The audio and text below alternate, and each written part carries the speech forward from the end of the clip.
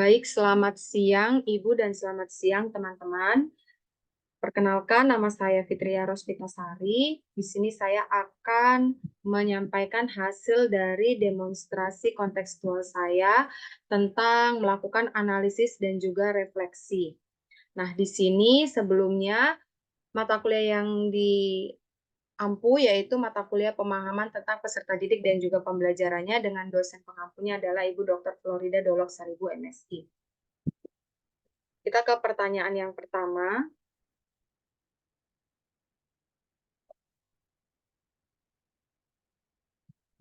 Kenapa enggak mau? Pertanyaan pertama adalah bagaimana berlangsungnya proses pembelajaran di dalam kelas? Apakah sudah memenuhi kebutuhan peserta didik akan lingkungan belajar yang aman dan nyaman? Jelaskan. Jadi lingkungan belajar yang aman dan nyaman ini adalah kondisi di mana peserta didik merasa dilindungi, dihargai, dan juga didukung baik secara fisik, psikologis, maupun sosial selama proses pembelajaran. Nah, secara keseluruhan, proses pembelajaran yang di dalam kelas ketika saya melaksanakan PPL 1 di SMA YPPK Torona Bakti, yaitu pada kelas 12 F2 atau kesehatan 1, itu belum sepenuhnya memenuhi kebutuhan peserta didik akan lingkungan belajar yang aman dan nyaman. Pertama, secara fisik, ruang kelas itu sudah terlihat cukup memadai dan juga mendukung kondisi yang aman dan nyaman serta bersih. Nah, sirkulasi udaranya juga cukup mendukung, walaupun harus dilakukannya penambahan fasilitas seperti kipas angin, karena kalau misalnya di siang hari, kondisi kelas tersebut sangatlah panas dan mengakibatkan bahwa peserta didik itu tidak konsentrasi saat belajar. Kemudian yang kedua ada secara psikologis. Secara psikologis kelas 12 F2 itu sudah memenuhi lingkungan belajar yang aman dan nyaman, bebas dari bullying, intimidasi, dan juga kekerasan verbal, baik dari teman sebaya ataupun dari guru. Peserta didik juga saling menghargai terbukti ketika mereka saling bertanya dan berdiskusi baik secara personal dengan teman-teman sebayanya ataupun dengan guru sehingga terlihat pembelajaran itu sangat interaktif. Kemudian keadaan kondisi sosial itu juga sangat mendukung, yang mana peserta didik memiliki rasa saling menghormati dengan terciptanya hubungan yang saling menghargai antara guru, peserta didik, dan juga sesama peserta didik yang lainnya, sehingga mendorong suasana pembelajaran yang sangat positif dan saling kolaboratif. Walaupun kelas memiliki kondisi sosial yang positif, tentu terdapat beberapa peserta didik ini yang ketika pembelajaran cenderung ribut dan juga pasif dalam proses pembelajaran. Nah, kondisi tersebut tentu akan menimbulkan gangguan bagi peserta didik lainnya.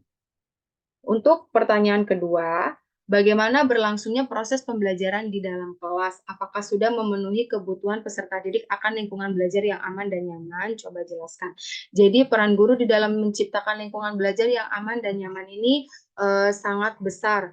Sebagai peserta didik, sebagai pihak guru juga yang memiliki pengaruh langsung terhadap proses pembelajaran, guru ini memiliki tanggung jawab untuk menciptakan suasana aman dan nyaman dan sehingga peserta didik akan merasa didukung dan juga dihargai dan termotivasi. Beberapa aspek dari peran guru dalam menciptakan lingkungan belajar, yang pertama mereka perlu membangun kepercayaan yang positif, memperhatikan kondisi psikologis, menciptakan pembelajaran yang inklusif, menciptakan suasana kelas yang aman dan nyaman, memberikan dukungan emosional dan juga mendorong partisipasi aktif dan juga memberikan penghargaan. Pertanyaan yang ketiga, apakah guru ini mengkomunikasikan kepada orang tua hal-hal apa saja yang terjadi selama proses pembelajaran di dalam kelas dan bagaimana cara guru ini untuk mengkomunikasikannya? Ya, guru ini mengkomunikasikan kepada orang tua mengenai hal-hal yang terjadi selama proses pembelajaran di sekolah. Di sini guru mengkomunikasikan kepada orang tua dengan cara ketika mengadakan rapat antara orang tua dan murid, orang tua murid, dan juga pihak sekolah. Nah, pada kegiatan ini biasanya dilakukan saat penerimaan hasil belajar peserta didik. apabila peserta didik mereka mengalami permasalahan di sekolah, pihak sekolah dia akan menghubungi orang tua wali murid untuk bersama-sama menyelesaikan permasalahan di sekolah. Nah, hal ini dilakukan agar kerjasama baik guru dan juga orang tua wali murid ini berdampak positif. Dan selain itu, sebagai media untuk mendukung keberhasilan peserta didik selama proses pembelajaran. Selain tadi mengkomunikasikannya secara langsung pada saat menerima hasil belajar peserta didik, bisa juga dilakukan melalui media-media yang digunakan seperti misalnya WhatsApp group dan juga lain sebagainya. Hal ini digunakan untuk menambah komunikasi yang baik antara peserta didik, orang tua wali murid dan juga pihak sekolah. Kemudian untuk yang pertanyaan keempat, apakah guru atau pihak sekolah ini melibatkan masyarakat dan lingkungan sekitar selama proses pembelajaran? Jika ya, apakah peran masyarakat dalam proses pembelajaran tersebut? Jika tidak, apa yang menjadi alasan guru atau pihak sekolah tidak melibatkan masyarakat dan lingkungan sekitar? Nah, di sekolah saya tempat saya melaksanakan PPL 1, sekolah ini melibatkan masyarakat dan juga lingkungan sekitar dalam berbagai kegiatan pembelajaran di sekolah. Misalnya adalah memberikan sarana dan prasarana, seperti memberikan bantuan untuk menunjang kegiatan pembelajaran di sekolah. Saya saat itu teringat ketika saya melaksanakan observasi lingkungan belajar di sekolah, yang mana dari pihak sarana dan prasarana itu menyampaikan bahwa dukungan dari masyarakat itu sangat berpengaruh terhadap proses pembelajaran di sekolah. Misalnya dari alumni-alumni di sekolah tersebut, mereka memberikan beberapa bantuan, misalnya adalah kipas angin, ataupun mungkin bahan-bahan ajar lainnya untuk menunjang kegiatan pembelajaran di sekolah. Nah, selain dari bantuan masyarakat berupa bahan-bahan belajar tersebut, melibatkan masyarakat yang lainnya, misalnya adalah kegiatan seperti kerja bakti atau mungkin perayaan Hari Besar Nasional, sehingga dapat meningkatkan rasa kepedulian sosial dan kebersamaan antara sekolah dan juga masyarakat. Ini juga akan memberikan kesempatan bagi peserta didik untuk belajar dari pengalamannya langsung. Nah, selain itu juga peserta didik itu biasanya dilibatkan dalam kegiatan-kegiatan gereja, karena sekolah saya ini adalah sekolah yayasan Katolik, maka biasanya peserta didik itu dilibatkan secara langsung dalam mengadakan ibadah di sekolah tersebut. Kita lanjut ke pertanyaan kelima. Di sini adalah buat skenario pembelajaran secara singkat dalam melibatkan keikutsertaan keluarga, masyarakat dalam membentuk karakter disiplin positif dan menciptakan lingkungan belajar yang aman dan nyaman bagi peserta didik. Jadi pertanyaan kelima ini kami membuat skenario pembelajaran yang mana dari pihak sekolah, masyarakat, dan juga orang tua itu terlibat. Jadi di sini kegiatannya adalah membentuk karakter disiplin positif dan menciptakan lingkungan belajar yang aman dan nyaman bagi peserta didik. Nah, deskripsi kegiatannya, kegiatan ini bertujuan untuk melibatkan sekolah, orang tua, dan juga masyarakat untuk membentuk karakter disiplin positif peserta didik dan menciptakan lingkungan belajar yang aman dan nyaman bagi peserta didik. Nah, kegiatan ini tentu membutuhkan kolaborasi sekolah, orang tua, dan juga masyarakat, sehingga diharapkan peserta didik ini dapat mengembangkan sikap disiplin positif dan merasa nyaman dan aman ketika proses pembelajaran yang terjadi di sekolah. Nah, kegiatan yang saya rencanakan di sini adalah melakukan sosialisasi ketika penerimaan peserta didik baru di tahun ajaran baru. Nah, kegiatan sosialisasi ini akan menyuarakan tentang pentingnya disiplin positif baik di lingkungan sekolah, rumah, dan juga masyarakat. Nah, dalam sosialisasi tersebut tentu akan melibatkan partisipan yang bergabung dalam kegiatannya. Nah, di sini tentu melibatkan pihak sekolah, orang tua, dan juga masyarakat. Nah, masyarakat yang di sini sebagai partisipannya, saya menyarankan untuk menuju ke ketua adat atau ondoafi, pemuka agama, dan juga pihak kepolisian setempat. Kemudian di sini pada saat kegiatannya, yang kedua adalah tahap persiapan, di mana yang pertama pihak sekolah itu merencanakan kegiatannya terlebih dahulu dengan dilakukan mengadakan rapat bersama Dewan Guru. Jadi sebelum merencanakannya atau menyampaikan kepada pihak sekolah, pihak masyarakat ataupun orang tua, di sini dari pihak sekolah terlebih dahulu mereka akan merencanakannya bersama. Kemudian setelah itu pihak sekolah akan mengundang orang tua dan juga masyarakat yang perlu dilibatkan untuk berpartisipasi dalam menyusun rencana kegiatan. Nah, pada tahap ini pihak sekolah akan menyampaikan maksud dan tujuan diadakannya kegiatan tersebut, dan juga kepentingan orang tua dan masyarakat yang terlibat dalam kegiatan tersebut. Nah, pihak sekolah, orang tua, dan juga masyarakat akan bersama-sama untuk merencanakan materi tentang pentingnya disiplin dalam pembelajaran dan strategi untuk menciptakan lingkungan belajar yang aman dan nyaman. Kemudian tahap selanjutnya adalah tim sekolah ini berkoordinasi dengan orang tua dan masyarakat untuk menentukan peran mereka ketika kegiatannya berlangsung. Kemudian pada tahap pelaksanaan lainnya, pada hari kegiatan, peserta didik bersama orang tua, guru, dan masyarakat itu berkumpul di area sekolah. Pihak sekolah akan memberikan arahan singkat tentang maksud dan tujuan diadakannya kegiatan tersebut. Kemudian guru menyampaikan, pertama dari pihak sekolah, otomatis dari pihak guru ini akan menyampaikan tentang pentingnya disiplin positif untuk menciptakan lingkungan belajar yang aman dan nyaman bagi peserta didik. Kemudian dari setelah pihak sekolah ke pihak orang tua, di mana pihak orang tua ini akan memberikan pengalaman pribadi ataupun contoh-contoh penerapan disiplin positif baik dilaksanakan di rumah ataupun di sekolah. Setelah dari pihak orang tua, di sini adalah pihak masyarakat, berarti tokoh masyarakat lain seperti di sini saya sarankan seperti pemuka agama, tokoh adat, ataupun pihak kepolisian yang memberikan pengalaman pribadi mereka tentang bagaimana mengupayakan disiplin positif yang sesuai dengan bidang mereka dan juga kaitannya tentang kegiatan pembelajaran yang aman dan nyaman sehingga dapat membentuk karakter disiplin positif bagi peserta didik.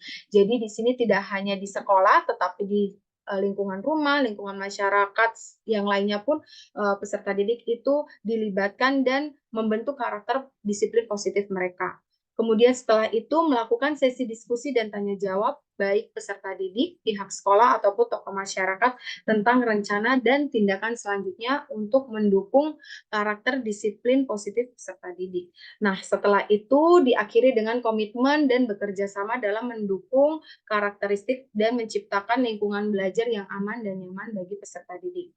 Nah, dari kegiatan tersebut, kegiatan penutupnya, seluruh peserta didik ini melakukan refleksi bersama dan juga dari pihak sekolah menyampaikan apresiasi bagi seluruh peserta didik dan juga tokoh masyarakat lainnya yang terlibat dalam kegiatan. Nah, itu adalah hasil dari presentasi saya mengenai beberapa pertanyaan yang sudah diberikan tentang analisis dan refleksi. Selanjutnya di sini saya memberikan kesempatan kepada teman-teman yang mungkin ingin bertanya kepada saya. Saya persilahkan jika ada yang ingin bertanya.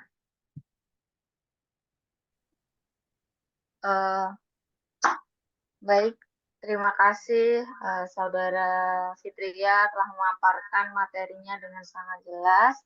Saya ingin bertanya, dari tadi kan Saudara Fitria sudah melakukan PPL 1 di SMA YPKK Teruna Bakti. Nah, apakah dari setelah Saudara itu melakukan PPL ada hal-hal yang harus diperbaiki dari lingkungan PPL Saudara? Terima kasih, silahkan bisa dijawab. Oke, baik. Terima kasih Saudari Dwita yang sudah memberikan pertanyaan. Di sini mungkin hal-hal yang perlu diperbaiki dari lingkungan belajar yang aman dan nyaman bagi peserta didik di sekolah tempat saya PPL. Jadi di sini yang perlu diperbaiki pertama adalah mungkin secara fisiknya. Secara fisiknya itu sudah tergolong baik bagi saya di sekolah tersebut. Tapi di situ mungkin ada beberapa ruang kelas yang belum nyaman. Maksud yang belum nyamannya itu karena di sini kan sekolahnya sekolah swasta. Terus juga beberapa kelas ada yang tersedia kipas angin dan ada yang tidak. Kalau menurut saya di sekolah tersebut itu kalau siang hari kan ada ruangan-ruangan yang ruangan lama, mereka di ruangan lama di belakang itu biasanya ruangannya sedikit panas dan sirkulasi udaranya menurut saya itu kurang baik karena saat siang hari panas terik dan sangat panas. Jadi anak-anak itu kalau sudah siang hari, bayangkan mereka sudah belajar di siang hari, belajar matematika, belajar kimia di siang hari dan udaranya itu terasa sangat panas sehingga anak-anak itu tidak menjadi fokus. Jadi menurut saya pertama dari lingkungan fisiknya mungkin perlu diperbaiki mengenai sarana dan prasarana. Kalau untuk secara psikologisnya sudah baik menurut saya, tidak perlu ada yang diperbaiki. Tapi kalau untuk secara sosial kalau menurut saya secara sosial, interaksi antara peserta didik, interaksi antara peserta didik dan juga guru itu juga sudah cukup baik, tetapi di sini ada beberapa hal yang perlu diperbaiki, misalnya ketika peserta didik ada yang aktif dalam pembelajaran, ada yang tidak aktif dalam pembelajaran, ini harus ditingkatkan dan harus diperbaiki ke depannya. Selain itu juga mungkin pada saat kegiatan pembelajaran ada peserta didik yang sudah tidak aktif mengikuti pembelajaran, tapi mereka aktif bermain. Maksudnya adalah mereka aktif membuat keributan. Nah, itu perlu diperbaiki ke depannya. Dan di sini guru harus memiliki peran yang sangat aktif dalam menyelesaikannya dan tidak berat sebelah. Artinya kalau misalnya ada peserta didik yang menegur peserta didik lain ketika membuat keributan, guru harus menengahi dan juga guru harus memberikan solusi bagaimana supaya supaya permasalahan tersebut tidak dapat terjadi, dan guru harus menyadari bahwa peserta didik yang membuat keributan tersebut harus diberikan tindakan tegas, dan juga mereka harus disadari bagaimana cara untuk mereka belajar aktif dan tidak membuat keributan di dalam kelas. Seperti itu sih beberapa hal yang harus diperbaiki ke depannya. Itu jawaban yang dapat saya berikan, Mbak Dwita. Baik, Bagaimana? ya baik. Terima kasih sudah sangat jelas sekali. Oke, terima kasih Mbak Dwita. Itulah hasil dari presentasi saya. Terima kasih kepada teman-teman yang sudah bergabung dan menyimak tadi, dan juga terima kasih yang sudah bertanya. Kalau begitu, saya akhiri presentasi saya. Sekian dan terima kasih. Mohon maaf apabila terjadi kesalahan. Selamat siang semua. Wassalamualaikum warahmatullahi wabarakatuh. Yang terima kasih, Fit. Ya,